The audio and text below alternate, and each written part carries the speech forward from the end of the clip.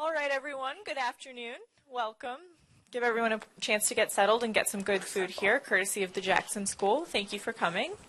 We're opening our Friday Summer Seminar Series today with Jorge Pignon, Director of Latin American and Caribbean Energy Program and Interim Director of the Center for International Energy and Environmental Policy. And as you can see behind me, the title of the talk is Latin America, a resource-rich region but poor production capacity. So I'm going to actually go ahead and let you take it away. And if we've got any questions later on, we're recording this, so please wait for me to pass the mic. Thank you much. Thank you. I love the title, Inter. It means basically you're the guest, right? Somebody walked out and to say, you, come here, sit here and hold the key. Thank you guys for coming. What I would like to do, especially with a group like this, is really have a conversation. So please feel free to interrupt and don't wait until the end, because I think that's the benefit of having a small audience like this. As you know, my background is not science. I come from the private sector, and my academic background is economics. But I've been in Latin America most of my life, expat, both in Latin America and Europe, both with Amoco and BP for a number of years. So what I mostly look at is the interaction between resource and geopolitics. In fact, 5 years ago, Secretary of State Hillary Clinton at the U.S. State Department Quadrennial, which is when they sit down and look at global issues and they set up an agenda for the next 4 years. Energy, which was embedded inside the Bureau of Economics at the State Department, with the DAS, with the Deputy Assistant Secretary, energy got pulled out. And energy got made into a standalone bureau with the DAS. In fact, there was a lot of internal issues between DOE, International Policy Group, and state. But basically what the State Department was saying at that time is that energy, whether it comes from the supply or demand, push or pull side of the equation, is an important geopolitical issue. I don't care what country in the world. Look at Ukraine and Russia with gas. Look at the Persian Gulf. Look at the price of crude oil, what's happening in the last 24 hours with the situation in Iraq. So basically, energy, again, either push or pull, plays a very important role in geopolitics. So I wanted to share that with you guys from the point of view of monetization of the resources, and basically some country opportunities that are there for you researchers. If you're interested in a particular area, I think there are opportunities for us also to go after. So my talk is not only about the concept of energy and geopolitics, but also hopefully we can be by the way, we work for you guys. I mean, if you look at it, we work for you guys. So hopefully we can identify opportunities for research in the future. I want to talk about, first I want to talk about three.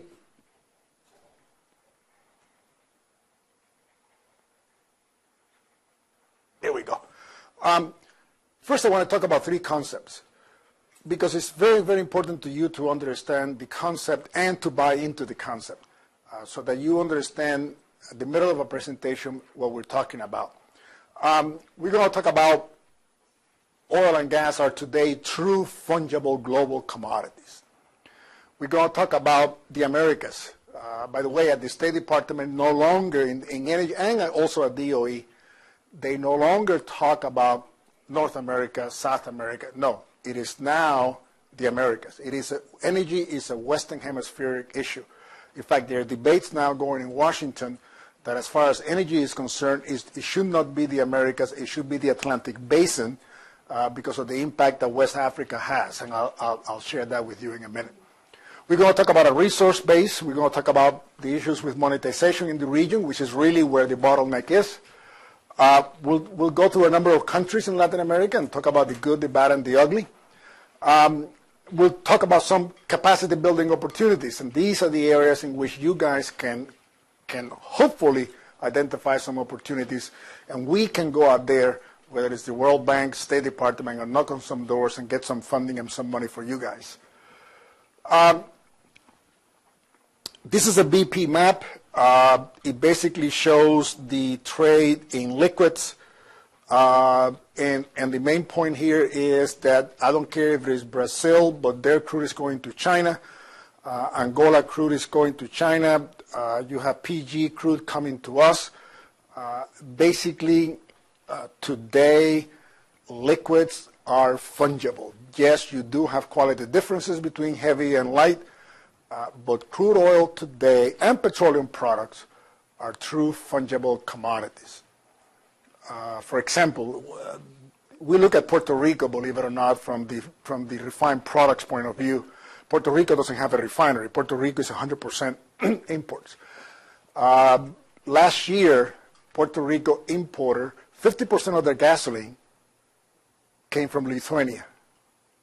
Let me bring that up again, because I think you have to understand, if you have a map in front of you, 50% of Puerto Rico's gasoline demand last year was imported from Lithuania. Why? Because the arbitrage was there. Why? Because the opportunity, because of price, because of shipping was there, and that's where the gasoline came from Puerto Rico, 50% of last year. So again, whether it's petroleum, crude oil, heavy or sweet, or petroleum products, they're true fungible global commodities. Same thing for gas. It used to be pipelines. Pipelines used to be transnational pipelines. Today we have LNG. Again, talk about Puerto Rico. Puerto Rico, the Aguirre plant runs on LNG. Qatar has delivered LNG to Puerto Rico, not only Trinidad and Tobago, which is the main supplier to Puerto Rico, but Qatar. Qatar has delivered LNG to Mexico. So again, natural gas, it's getting there. And if the U.S. becomes an exporter, a true net exporter of LNG in the next 3 to 5 years, you're going to see how natural gas also turns into a true fungible commodity. So that concept is important as we move forward. Both liquids and gas are becoming more and more fungible. They don't recognize national boundaries. Yes, there are quality differentials, but it's really a worldwide commodity.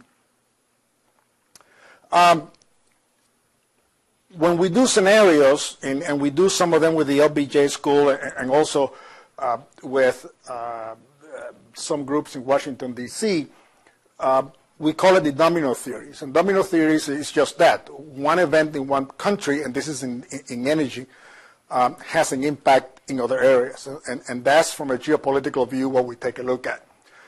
For example, in 2008, we imported 1.8 million barrels a day of crude from Nigeria, Angola, and the Gulf of Guinea, Cameroon, Sierra Leone, some of those countries. Today, we import less than 500,000 barrels a day from that region. The reason is Shale. The reason is that West Africa is a producer of sweet oil, sweet crude. We don't need sweet crude anymore because we have plenty of sweet crude.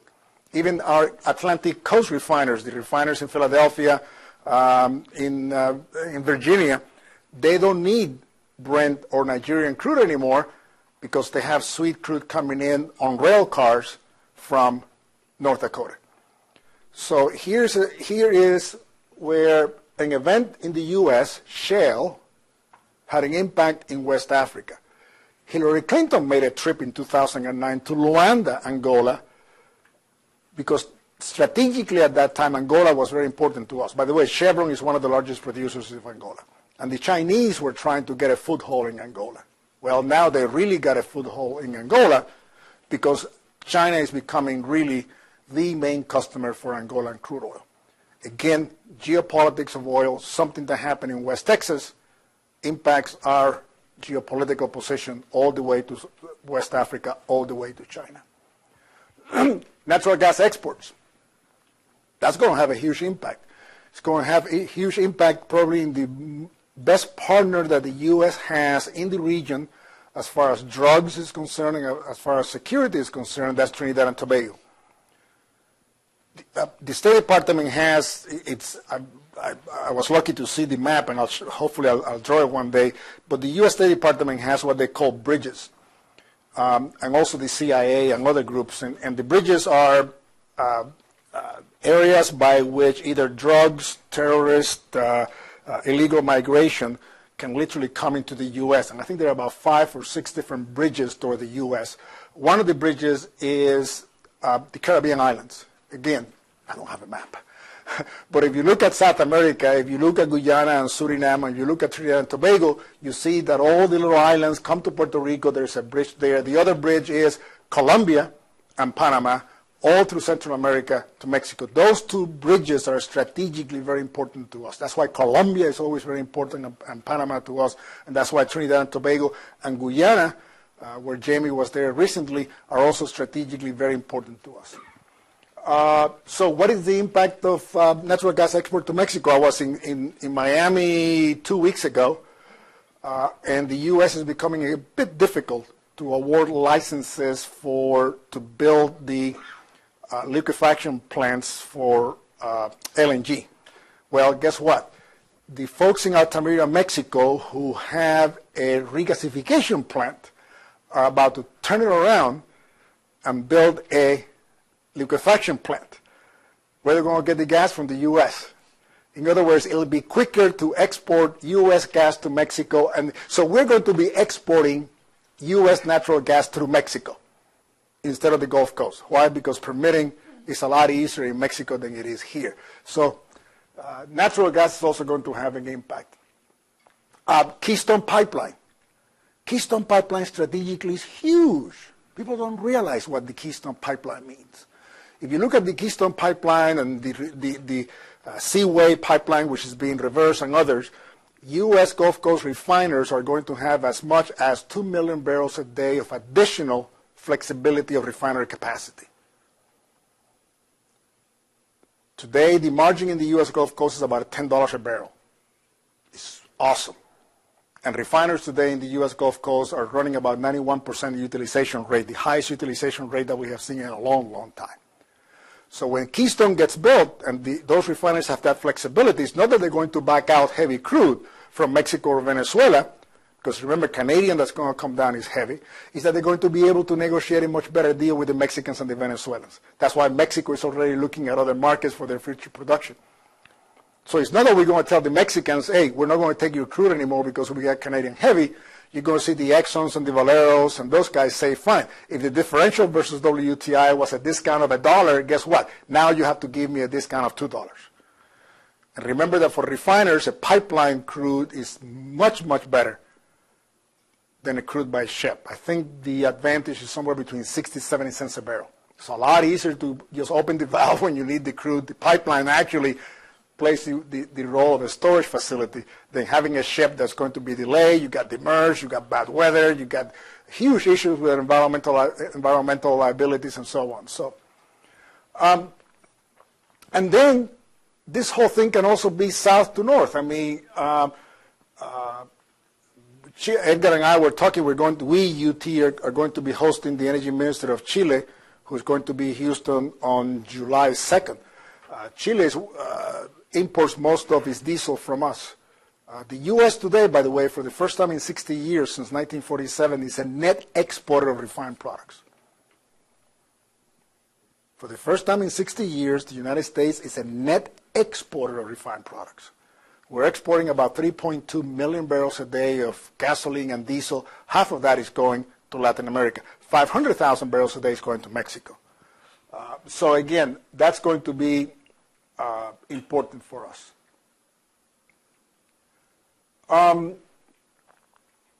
Well, this is the blue is what I was telling you about. In 2008, we imported almost 13 million barrels a day. Today, we're below 10. A lot of that is because of efficiency. We're just consuming less oil. But also, we're importing less oil because of our own domestic production increase. But what's important is that, for example, the Persian Gulf, still important. It's about 2 million barrels a day from the PG, because, by the way, remember, that's heavy crude. But look at what's happened to West Africa, to North Africa, and to Europe. Basically, Brent, North African crudes from Libya and Algeria, and then all of the West African crude. All these sweet crudes have really dropped. Why? We don't need sweet crude anymore. We got plenty of sweet crude. And anyway, our refiners are really geared to run the heavy, bad stuff. The worse the crude it is, the more we like it in the Gulf Coast. Again, petroleum exports, as I mentioned, going out. In 2008, we exported 1.8 million barrels a day of petroleum products.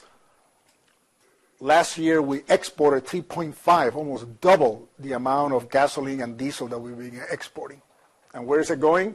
Most of it to Latin America. Latin America has a demand of about 9 million barrels a day, refinery capacity of 7.5, so already short. But their utilization rate is 77%, less than 6 million barrels a day of refinery capacity. They're not building any new refinery. The only one is the one that Petrobras is building in Pernambuco. So the U.S. will continue to be the de facto refiner for the rest of the region. And of course, all of that has a huge issue on price, particularly in the differential between WTI and Brent, which is really where we as a country and we as refiners make money. All right.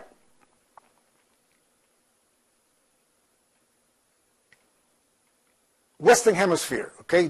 Again, if you accept the premise that we are in a true fungible commodity and that crude doesn't recognize boundaries, then the resource base is not whether it's United States or Venezuela. The resource base conversation has to be a regional conversation. Venezuela, the #1 holder of reserves in the world, surpassed Saudi Arabia, both conventional and unconventional. Here, as you guys better than anybody else know, is extra heavy oil of the Orinoco, but still, largest holder of reserves in the world. So we as a region hold 33% of the world reserves. If you look at the USGS data for undiscovered basins in the world, about 37% of that is also in the region. And then if you look at the Shale report also put out by IEA, it's 42% are in the Western Hemisphere. So as far as the Americas is concerned, the issue is not below ground. Natural gas, it's not that big, but it's important, particularly when you see Venezuela where it is. And Venezuela today has totally neglected its natural gas. And Venezuela was supposed to have built LNG exporting facilities about 10 years ago. They're still not even close. And then, of course, all of the gas potential, particularly in Argentina. Mexico is another thing. We'll talk about Mexico here in a minute. But again, gas is not bad. Brazil, as far as the USGS data, of course, Brazil is the 800-pound gorilla. I mean, that's where really, oh, I turned the whole thing off. Is that it? The projector's coming back on. Sorry about that. Thank God it wasn't the fire alarm, otherwise we would have been in trouble. So Brazil is important. As I said, Jamie Austin was in both Guyana and Suriname, March? About a month, 2 months ago? Late March, early April. Yeah. And so the potential for Suriname and Guyana is considerable. Well, and the Jackson School and these two countries are about to have an MOU. Right. So possibilities here begin to open up. Right. Because we've got the players identified. Right. We'll talk about it here on our slide. We have them. Edgar, can you help? Do you know? They're getting the person who can set it up. Oh, really? Yeah. Ooh. I'm really sorry. No. Sorry. I apologize. So the region, the issue is not resource based. The next slide, what it shows is a shovel. I drew a shovel because that's what's lacking. And therefore, for us, what we were always taught and we always learn, was that there are four key tools for the monetization of the resources. Number one is governance. Oil companies, when they go into a country, they look at certain things, political continuity, they look at rule of law, They look at the independence of the regulatory agencies. They look at a number of sets of issues that we put them all together and we call them governance. The second set is really the investment model. What kind of a deal are you giving me? What's your production sharing agreement like? Is it a service agreement? Is it a production sharing agreement? What is your tax base? Now I can begin to identify, again, assuming that the resource base is there and assuming that you already identify what the resource potential is. So you have governance, you have the investment model. The third one is technology. A lot of issues is the technology that is needed to get the stuff out of the ground. And by the way, the issue with technology is not only you and I. If you and I had all the money in the world, I assuming that you and I could go and buy the technology off the shelf. But you know very well that technology is operational experience. The guy that has the competitive advantage is not the guy that owns the technology, but it's the guy that knows how to apply the technology in a particular place or way that gives you that competitive advantage. We're talking to somebody from General Electric, and GE has sold these plants, electric plants. I forgot to what country it was. And one of the countries was saying, we're not getting the results that GE was saying. You can get actually 110, 115, 118% return on the output of these plants. And they were not getting it. It wasn't that the capacity of the physical capacity of the asset wasn't there, it's that the people were not using it right. They were tinkering with the mechanics right to get the best optimum potential. So yes, technology is key. That's why many other companies today go to the Halliburtons and Weatherfords and Smith and a lot of those folks. Is because they have the worldwide experience of how to apply the technology. We outsource a lot of that to companies that work for all of us. So if I hire Halliburton to do a job in, I don't know, Uganda, they might very well apply experience that they had in Argentina, in which I don't operate. So it's not only technology, but it's the operational of that technology. So those were, and then the last one in that slide that you guys are supposed to be looking at is capital. Guys, it takes a lot of money. Whether it's Brazil, subsalt, Gulf of Mexico, deep water, what is it, 150 million just for exploratory well? Orinoco? Orinoco is not the Orinoco. You have the upgrade. You got to build the upgraders so you can have some sort of a decent quality crude that you can export. I mean, it is a huge amount of money that is needed. So those are the four key components: governance, technology, the investment model, and then capital. And, for example, talking about Guyana and talking about Suriname. Guyana today and Suriname has some of the most attractive investment models out there. Why? Because they need to attract the business. So they have made things better for the Anadarkos and others, thank you guys, that are working there. So we just went through the four tools. All right, let's talk about the good, the bad, and the ugly. I'm sorry. Boy, the ugliest of the group is Venezuela. It's so sad. Those of us that have worked in Venezuela, it is so sad. It's really in our countries. I don't know. Do you guys know what the bodega is? The bodega is the local neighborhood store. It's the C store. And el bodeguero, when I was early in my career, when I was with Shale and with Amoco, I worked upstream, downstream, everywhere. I worked retail for 2 years. I was a brand manager for 2 years. And one of the things that we always had to teach our retail, our convenience stores and our gasoline station jobbers and distributors is that the cash register wasn't yours. The cash register belonged to the business.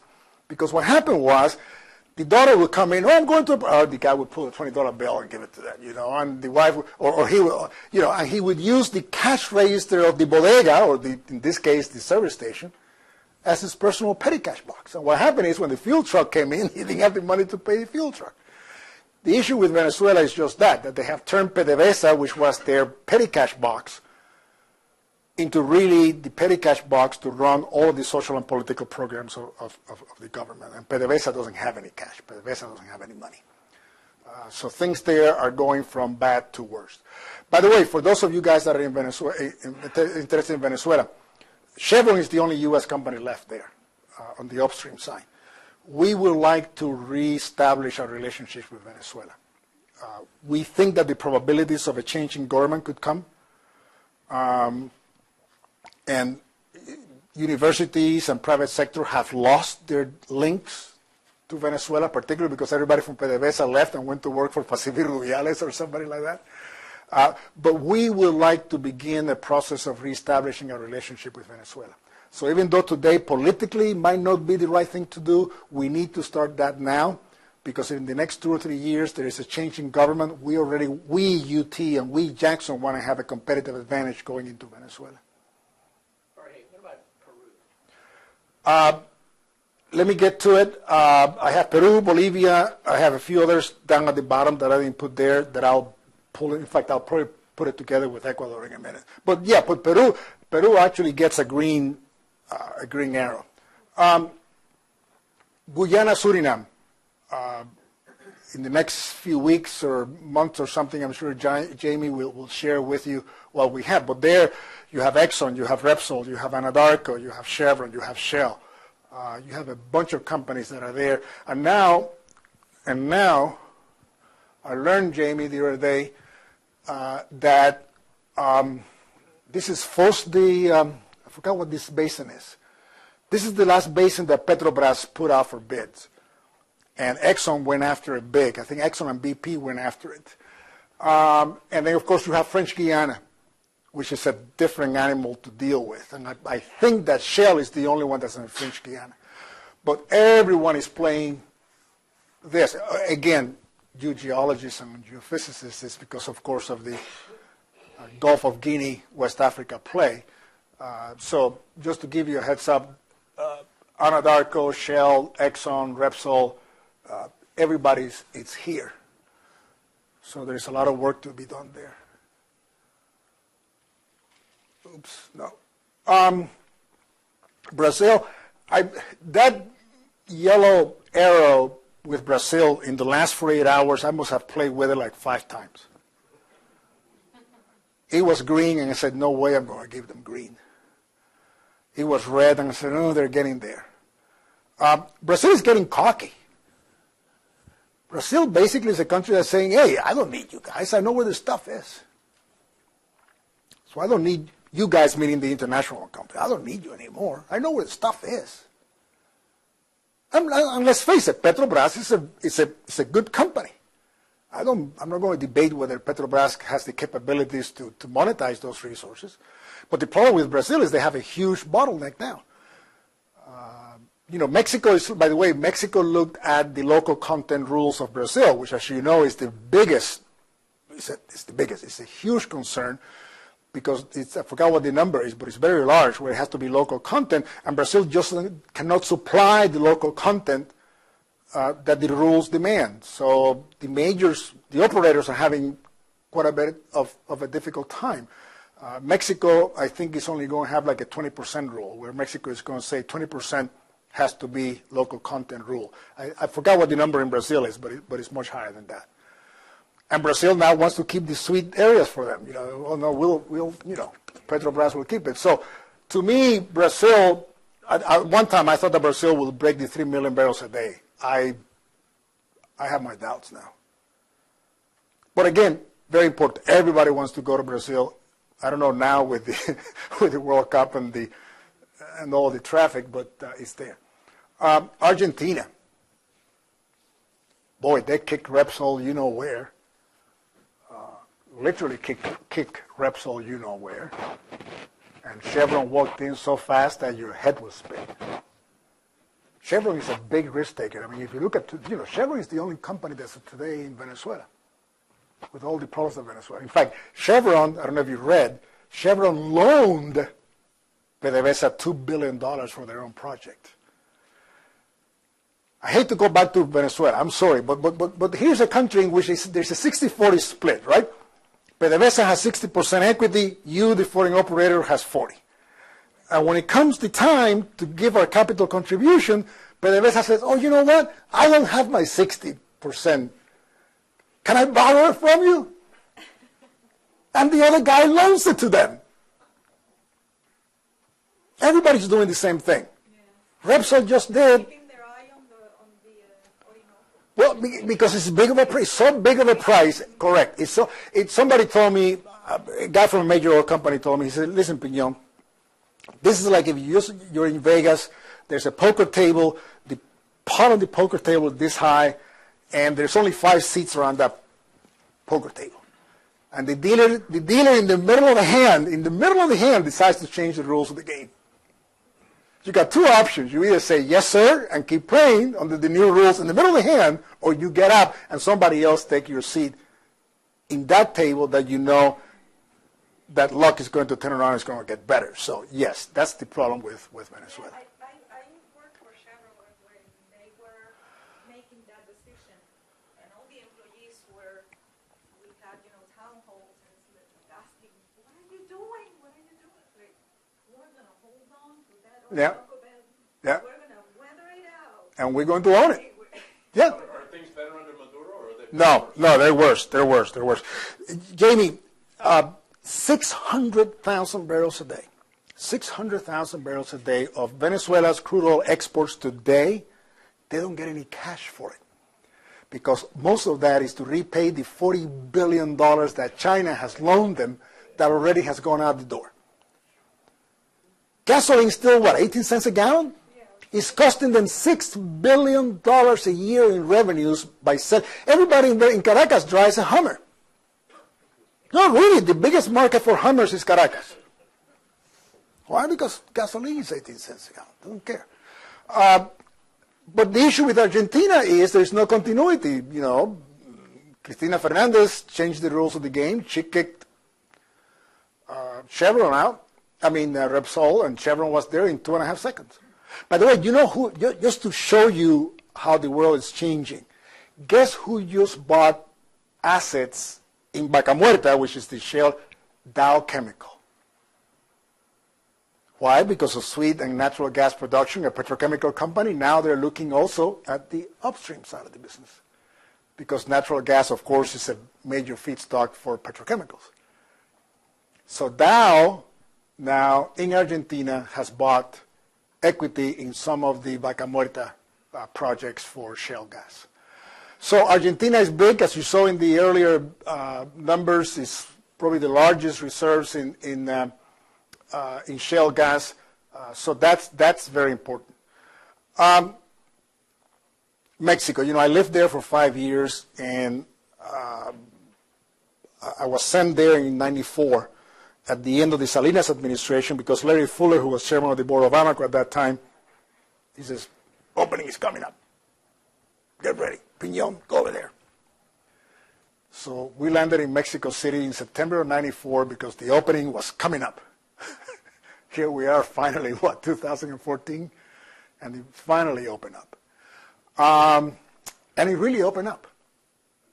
Really opened up. There's no if, this animal is out of its cage. And the key to it is that oil companies are going to be able to book production.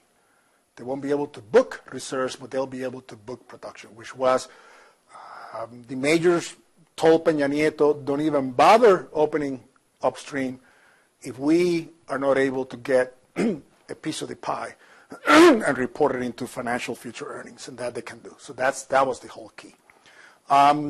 The mature fields is going to go under service agreements to the Halliburtons and the Weatherfords and the Baker Hughes and those guys, including Chicontepec. The majors, my understanding, conversations that we have had are going to focus on deep water. By the way, the seismic and all the data in deep water is awful. Not only the quality, but all of that data is going to be transferred to now an agency that they have created, in which is going to manage all of this. Pemex is everything. Most everything is being taken away from Pemex. And they said that as far as seismic, it's going to take him anywhere between a year to a year and a half just to find out what's there and to put it together in a way, in a format that most international companies and everybody else can access. So it's going to be difficult. And shale. Shale is going to be very, very difficult. And it's not because of subsoil issues, but because of surface issues. Let's keep it, I mean, it's being talked about. We don't want to talk too much about it because we do have a relationship with Mexico that we want to keep. There's a major issue with security across the border. We have talked to oil companies, major oil companies, that said we don't want a piece of shale. Not because it's not economically advantageous to us, because we cannot guarantee the safety of our personnel. And the U.S. government is also concerned, for example, because a lot of the trucks that are going to be taking equipment and chemicals and stuff, all of that is going to come from our side of the border. They have concern that those trucks are going to come back with something else. So I mean, there is major, major issues. The other issue is surface rights. In Mexico, as you know, you have the ejidos and you have the small farmers. So now you need to build a road. You need to build a pipeline. You know, you have to have a conversation with the landowners. Because remember, the mineral rights belong to the state. So the state says, oh, of course, no problem. I'll give you all the mineral rights that you want. In Texas, it's different. In Texas, you talk to a West Texas farmer. He knows what he's getting. He knows his business, and he'll deal with you, and he'll lease you the rights to do whatever you have to do. Because he knows that he's getting small Mexican farmer that has a little half acre, and the guy next to him has 2 acres of corn, and all of those, and that property is key for you to run your road and or your pipeline. Companies are going to have a heck of a problem dealing with those small property owners. That's also a big bottleneck for the development of shale on the Mexican side. Overall, Mexico. What's your read on round zero?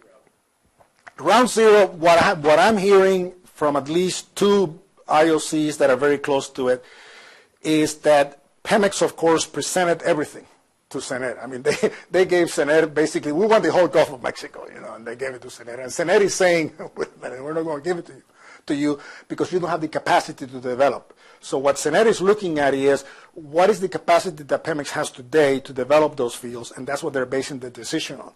That list is going to be cut down by at least 70%. So a lot of that is going to come back out again. My understanding from people that are inside the rooms where the conversations are taking place is that they're telling the Exxons and the Chevrons, don't worry about it. Remember, Pemex has 2 years to get its house in order. 2 years. You don't, by the way, it's very important. It's very important that you don't have to knock on, if you want to do a deal in Mexico, from a research point of view, you do not have to knock on Pemex door anymore. In fact, we should, I don't want to say this because we are going to knock on Pemex door, but we need to be talking to the Anadarkos. I was in La Jolla meeting with the Freeport McMoran guys. They're going to go big in Mexico. You got the Nobles, you got the Occidentals, you got a lot of those companies that before were not looking at Latin America. Everybody's going to look at Mexico. All of those are potential business partners for us at the Jackson School. So you don't have to go. In fact, my response is that I think that all of you guys ought to be contacting your contacts in the major oil companies and service companies. Say, what are you going to be doing in Mexico? What are you interested in Mexico? That's, I think, who our principal customer or stakeholder is for Mexico. They're big companies. We know them. Hopefully they pay their bills. And they know us. Pemex is going to be there. Don't get me wrong. It's going to be important. But Pemex is not the only door that you have to knock if you want to do a project in Mexico. Colombia, poster child. And why is it the poster child? It's not because new geology resources were found. Colombia is going to about to break the 1 million barrels a day. It's just the investment model.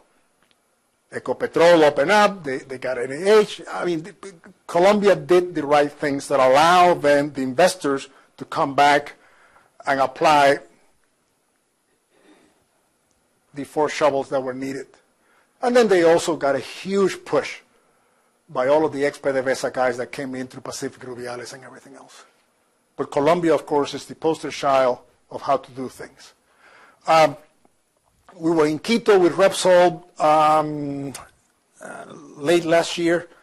And here we're talking to the Tinker Foundation. They're about to give us a grant for $50,000 for us in conjunction with the LBJ school. Take a look at the balance of resource development and sensitive areas like the Amazons. Can there be a middle ground? I visited the Repsol site, and I tell you, everything is being moved by helicopter. I mean, I don't know how much that is costing them, but it's costing them an arm and a leg. The challenge is, like they said, if we find oil, we're in deep trouble because then it's to get the stuff out. And many people are afraid to go into Ecuador, not only because of the government's investment model, but also because, of course, the challenge that those companies are going to have as it moves further down the western Amazon. By the way, it is not only a problem for Ecuador, it's a problem for Peru, and it's a problem for Colombia, because all of those three share the same basin that, as you know, also goes into a little bit into Brazil. So hopefully we'll get a grant from the Tinker Foundation, and it's not Scott Tinker, by the way. We'll get a grant from the Tinker Foundation to take a look at addressing the issue of the balance between resource development and indigenous community and the environment. How is there a balance, and how can that be managed? Trinidad and Tobago, another poster child. I would encourage you guys to visit the Fraser Institute website in Canada. Fraser Institute in Canada publishes every year a survey.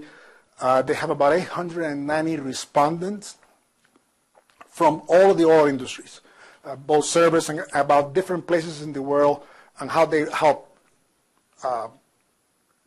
countries in the world are ranked as far as to do business. But what's good about that report is they also have all 50 U.S. states and all the Canadian provinces. So you can see the ranking, and it's a survey. It's a survey by executives and managers of all of the oil companies on the best countries in the world to operate in and the best states to operate in, fiscal, regulatory, environmental, everything. And Trinidad and Tobago is number one in Latin America. And what offers Trinidad and Tobago a good area to invest is continuity. That government is very stable. They've been there. They don't change the rules of the game in the middle of the hand. They work with you. Peru and Bolivia. Peru don't have it there. The Peruvians were at the La Jolla conference, and they were selling Peru big. So,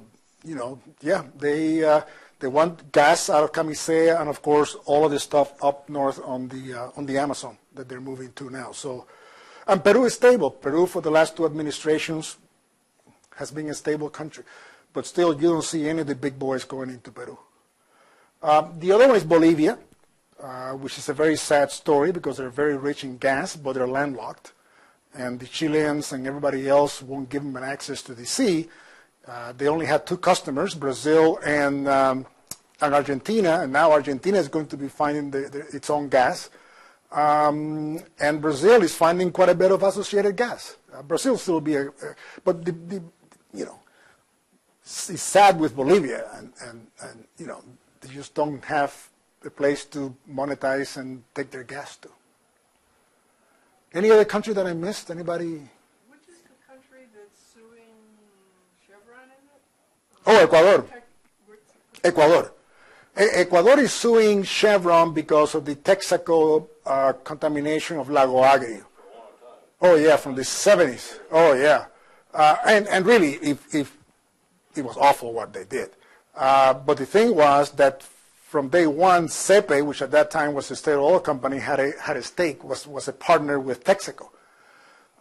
So it wasn't only Texaco. Your partner also had a hand in the contamination of Lago Agrio, which is huge. When Texaco exited in 1996, if I have my years correct, they settled for $40 million. So Ecuador basically said, that's it, you're off the hook, give us $40 million, you're out. Then the Chevron acquisition came in 2000 or 2002, again, if I remember my years correctly.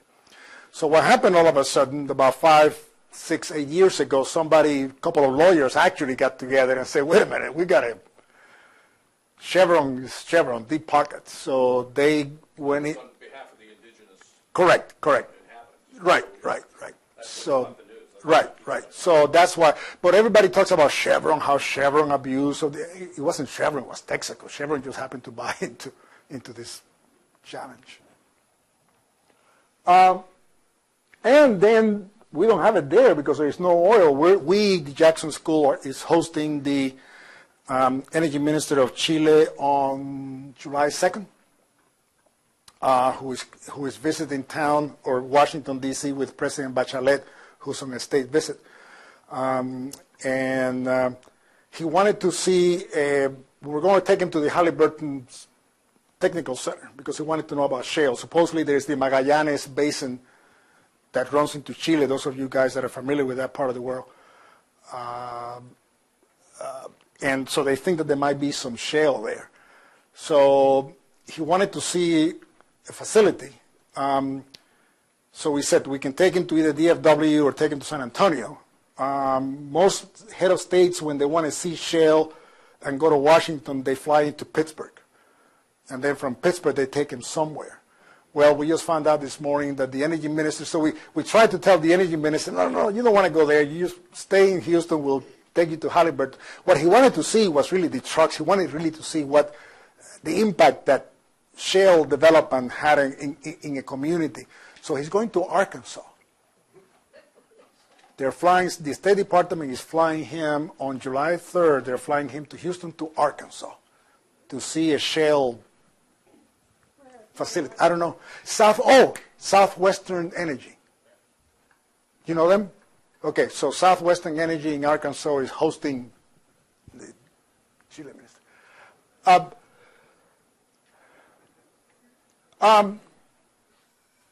Geothermal, I haven't forgotten. I know my customers. I treat everybody nice. Latin America is not only oil and gas. I mean, they're huge issues.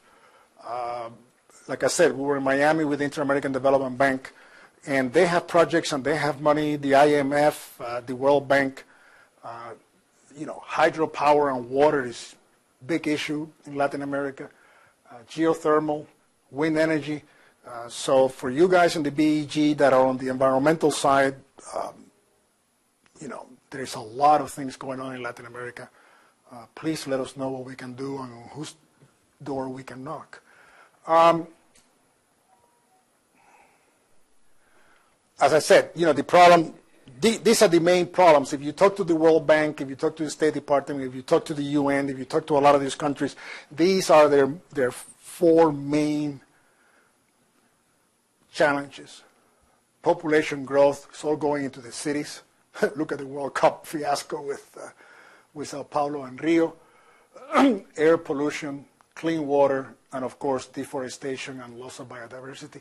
I learned on clean water, remember I'm not a scientist, what do you call it when there is a lack of oxygen in the water? There's a name for it. Right. One of the big issues in Latin America is the lack of oxygen in the water. It's killing all, there's no fish, there's no, it's a huge issue. So, this is, when I go out on your behalf and try to sell UT and petroleum engineering and Jackson, everybody, these are the four areas in which we focus on. I mean, the 5 areas that we focus on. One is technical. In other words, we have to, through science and technology is really how you move forward. And that's how you establish competitive. So we try to position the University of Texas as forefront and key in science and technology. Financial is really, like we're working in Guyana, one of the main concerns for Guyana is that if they do find oil, what is that country going to do with that money? I mean, corruption, you name it. Look at Angola, look at Nigeria. So we are very concerned, how can we work with Guyana so that if and when they discover oil, the country can then manage those resources for the benefit of the population. So we work with the LBJ, with the law school, and with Macombs on trying to do some of that. Legal, again, Mexico is going to have awesome regulatory laws because they're really going to Bessie and they're going to, they're just, copying everything. But they're worthless Why? Because of the regulators. Regulations on the books are totally worthless unless the regulators are qualified. We're talking to the U.S. Coast Guard. Who's going to the U.S. Coast Guard's, certified rigs? I mean, deep offshore rigs, they're actually vessels, so they have to be certified by the U.S. Coast Guard. What kind of security are we going to have that a Deepwater Horizon is not going to happen on Mexican waters? Mexico is going to have, anybody who's going to have a deepwater offshore drilling program has to be approved by the Mexican regulatory agencies. What is the expertise of those people? It's nothing against Mexico, don't get me wrong. I mean, it's that they, where is that expertise going to be? That's a huge gap. Those people have to be trained. And then the other problem that some of the major oil companies are having, and I'll take this tape with me if you're taping any of this stuff. One of the problems that they're having is that most of those regulators, guess where they're going to come from? Pemex. So can you imagine all of the regulators in the U.S. if they would have come from BP or from the industry? So Mexico has a huge challenge ahead of itself. It's not the regulations. They're going to have the best. We're all going to be so proud of the Mexican regulations. But if you don't have the power to enforce them, if you don't have the knowledge to enforce them, if you don't pay those regulatory agents the salary that they deserve, instead of paying them, $20,000 a year, you got to pay them. The challenge is going to be huge. Minerals management had a little problem in the U.S. too. Remember, and that's why they disappeared, right? And that's why Bessie and Bomer came about. True, agree. Environment, water, and then capacity building, knowledge transfer. We finally got 2 Pemex employees accepted to the PhD program at Cochrane. They're coming from CONACYT, fully paid, by the way. CONACYT is fully funded. Graduate students and PhD students. They come in through the door, cost of living, plane tickets, laptops, you name it, they walk into the door. So we got 2 Mexican students applied and they got accepted to Cochrane, and hopefully we'll have some over at the Jackson School. So this is what Edgar and I do. We work for you guys. We kiss all the babies. Somebody said, Piñón, what is your job? And I said, my job is to kiss babies. But I need people like Jamie behind me. I mean, we work with Jamie on his visit to Trinidad and Tobago, to Suriname, and to Guyana to facilitate his work. Well, the big advantage is that you identified and set up appointments for us in places we could not have identified and could not have identified the right person.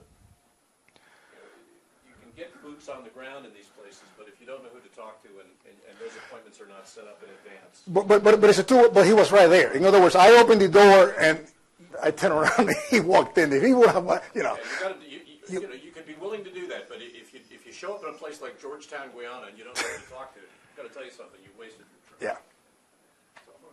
One of the issues that you began to talk about was really the transition, all the energy research and everything, but it's the governance issue.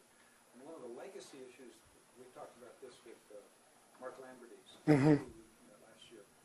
In the Caribbean, it's the legacy of debt that PetroCaribe has tied all the Caribbean governments into so that they can't transition to any other source of energy. They're tied into Venezuela, into Colombia, and can't get out of using those supplies. How can the Combe School of Management deal with that? We were there 2 weeks ago, and we're going back Sunday for another meeting in Miami on Monday.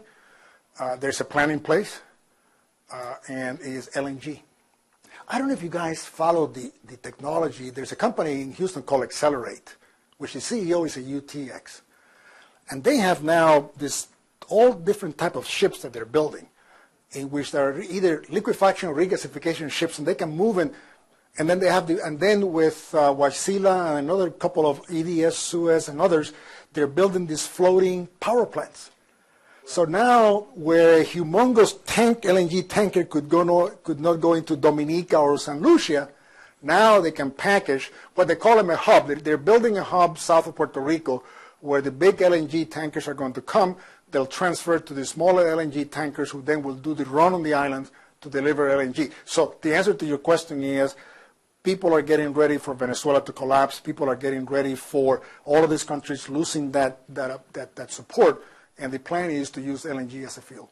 Here's something we can do for our business partners. Valero has closed Aruba, and Hess has Croix and Croix. They closed both of those refineries because the flooding of the market started in 2006 with the light sweet crude out of the shale formations. So both of those facilities are sitting there. The governments are desperate to replace those jobs. Because of employment, right? Yeah. Yeah. And I think Valero has invested $500 million in the Aruba refinery and still can't make it competitive in the market. They tried to make it into a terminal.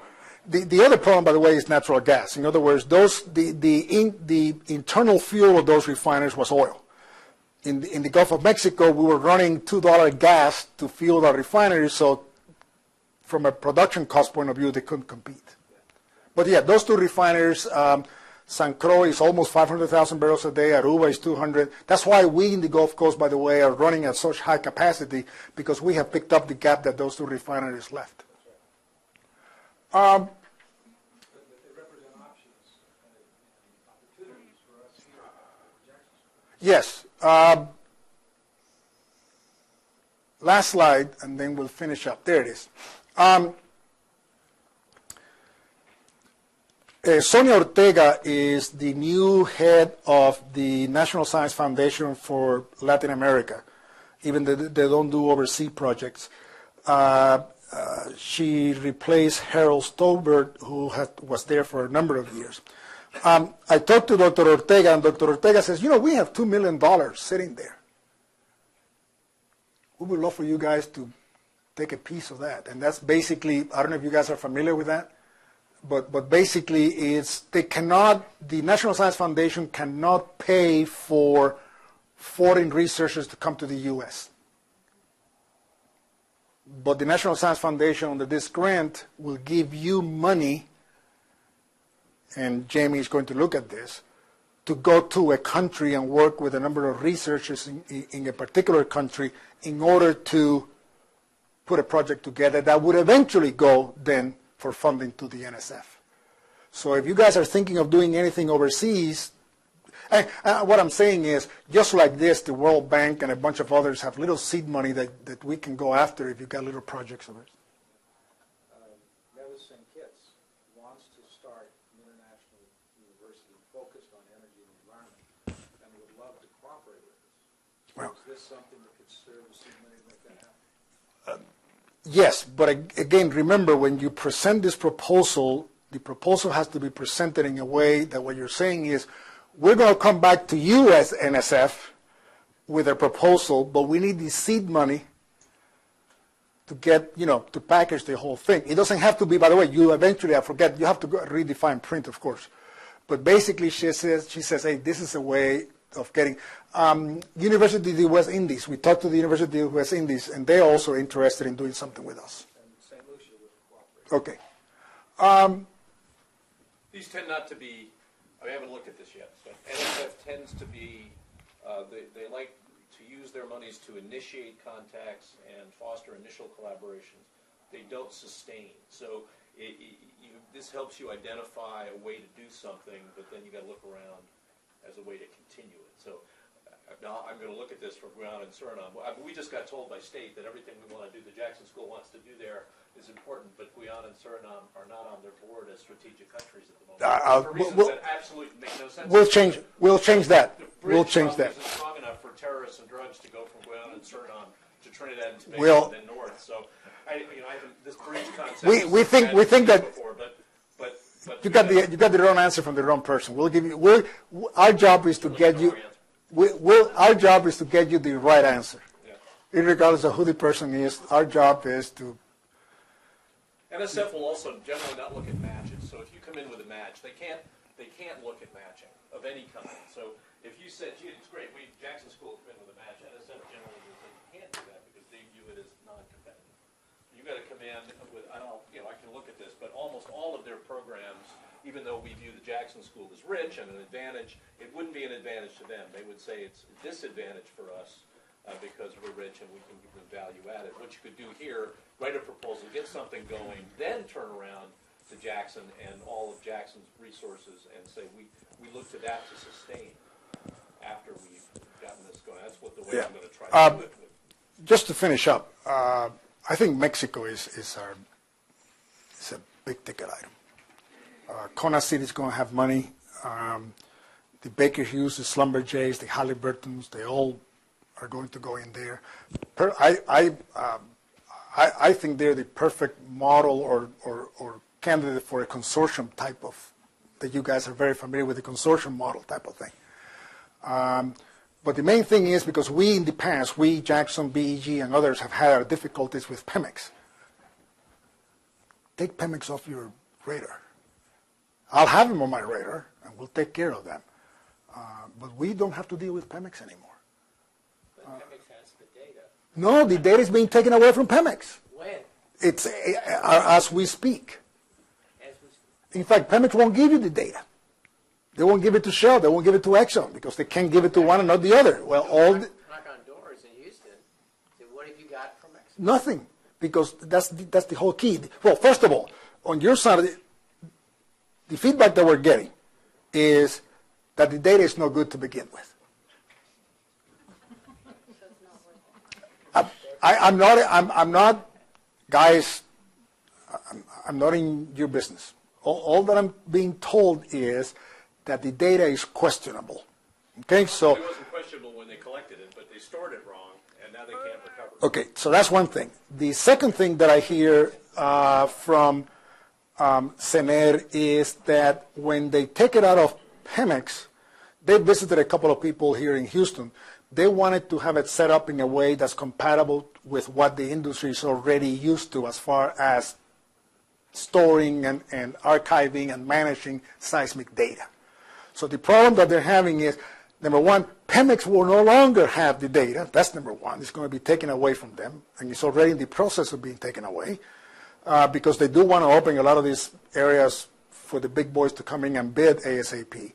But the problem that I understand they're having is that quality and then the management of the data itself.